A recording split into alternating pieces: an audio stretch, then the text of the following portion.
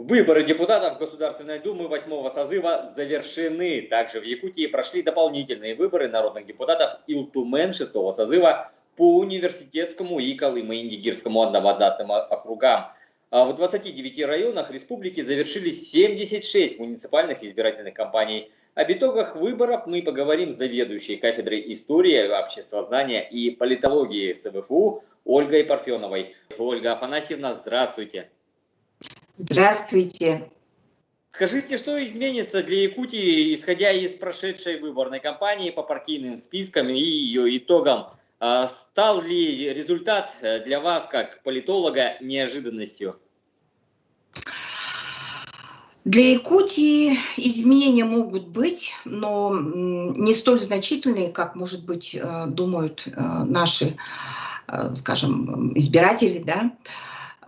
Если раньше у нас было, предположим, ну, как правило, да,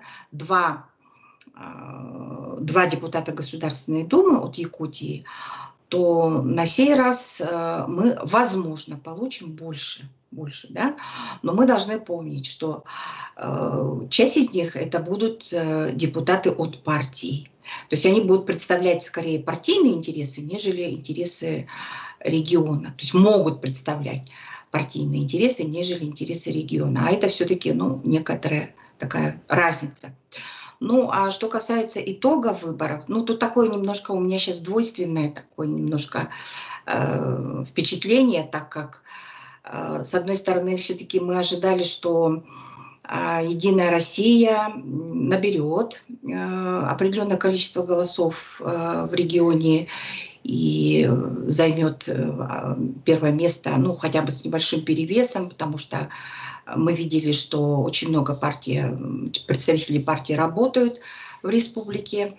Но, с другой стороны, конечно, те события, которые происходили вот последний период, особенно я имею в виду, конечно, нашу сложную экологическую ситуацию, они, конечно же, не позволили якутянам сделать вот так вот однозначный выбор, да, в пользу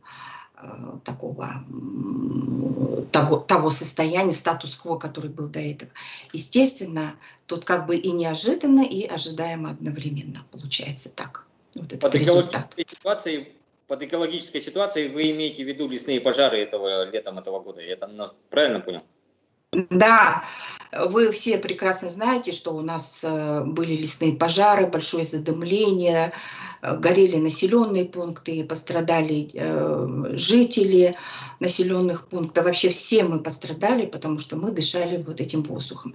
Но, с одной стороны, мы должны помнить, что эти пожары были вызваны серьезными глобальными изменениями, которые происходят в последнее время. Это и, конечно, потепление, изменение климата, это и вытаивание вечной мерзлоты, это и та длительная засуха, которая была в этом году, и сухие грозы. Все вместе, включая нашу огромную территорию, на которой очень трудно контролировать вот такие очаги, вспышки пожаров. Все это привело, конечно, вот к этой, в общем-то, драматичной ситуации, которая была этим летом. И погода не спрашивает, она не спрашивает ни у кого, ни у правительства, ни у простых граждан, да. Вернемся к нашей теме. Что можно сказать по одномандатному списку кандидатов? Что итоги говорят на ваш? На мой взгляд, вот итоги говорят о том, что избиратели очень часто различают, как бы, вот, собственно говоря, партию и одномандатные списки все-таки, да. Часть людей, конечно, ассоциирует, они говорят, вот мы будем голосовать вот за эту партию и за представителя этой же партии, вот по одномандатному списку. А некоторые избиратели, они так и говорят, что вот я буду голосовать за партию такую-то, а вот одномандатник мне нравится совершенно другой человек. И вот мы видим, что из одномандатников у нас в лидерах это вот те же, в общем-то, люди, которые обычно, ну, на слуху все-таки они в медиапространстве республики, это известные политические деятели, и люди их выбирали по их делам, по их вкладу в нашу политику. Я так думаю, конечно же. Не только по партийной принадлежности, но и по каким-то вот таким вот обстоятельствам в том числе. Так что часть избирателей четко различает, а некоторые все-таки ассоциируют. Хотя иногда это не одно и то же. Одномандатник, он все-таки, это самостоятельный человек, самостоятельная личность, самостоятельное действующее лицо в политике. Об этом тоже надо помнить. И не всегда бывает так, что с линией партии не совпадает у него иногда мнение. Так тоже бывает. Угу. Какие итоги по Дальнему Востоку? Что можно сказать о политическом раскладе в нашем макрорегионе? Вообще Дальний Восток, он, конечно, в целом проголосовал достаточно хорошо на общероссийском фоне. Да? Казалось бы, наш макрорегион удаленный, где у нас сложности, в том числе транспортные, там, экологические, социально-экономические, тем не менее, оказали доверие ведущим партиям и хорошо проголосовали. Я вижу, что вот Единая Россия, она держит, скажем, рейтинг на Дальнем Востоке, и даже вот Хабаровский край, от которого, казалось бы, да, мы могли бы ожидать, там были, вы знаете, длительное время протестные митинги, там неплохо проголосовали за Единую Россию, вы знаете об этом. Результаты известны. В целом регион показал хорошие результаты по Единой России. Ага. Но вернемся в Якутию. Что можно сказать по муниципальным выборам? Их было очень много.